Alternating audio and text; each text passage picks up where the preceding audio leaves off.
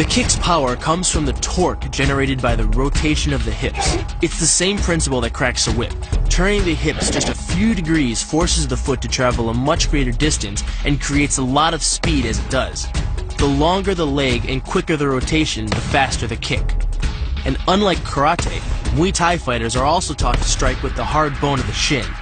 A Muay Thai kick can generate roughly the same force as a baseball bat, enough to crack a rib or a leg. Basically, it works like a point of a knife. All the force is magnified by being concentrated in a small, hard area. Even if the elbow doesn't deliver a knockout, it will almost always leave a nasty cut and often end the fight. It's not the arms, but the legs that drive our fists.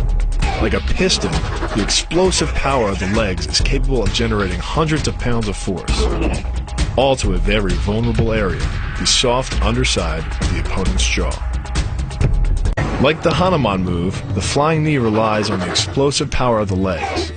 But rather than spread the power of our blow over two fists, it concentrates it into the spear point of the knee and combines it with the force of gravity.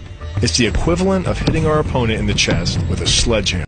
The hyperextension of the elbow, created by pulling back on the locked arm, virtually ensures that he will be taken down.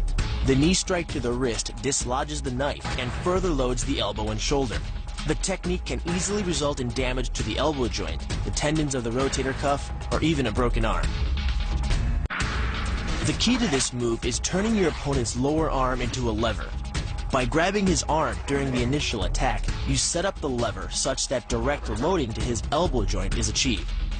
Once the elbow is locked and loaded, you can pull a much heavier opponent off balance by simply lowering your center of weight. With practice, the ninja can hit his intended target from distances as great as 45 feet. At impact, that's more powerful than a Major League Baseball pitch.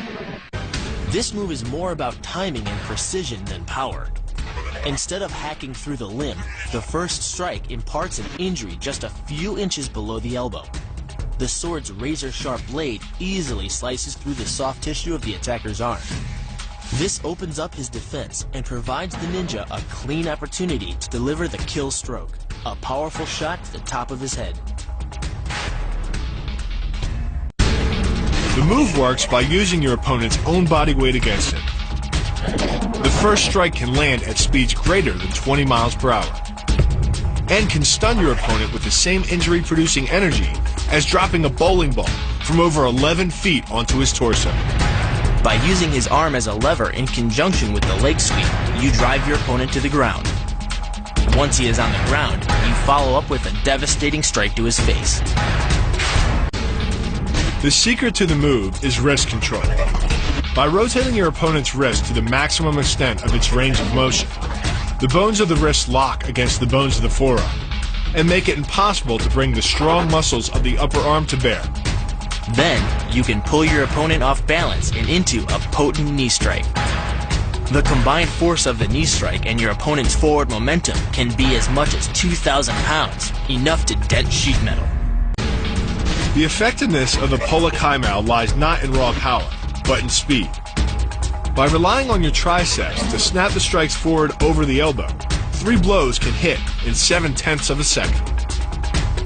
The final impact of the strike to your opponent's face can deliver as much as 175 watts of power, more than enough power to stun him or crush the cartilage of his nose. You then add insult to injury, firing one last shot into one of the most sensitive regions of the body, the groin. Pulling off the move relies on 2 factors.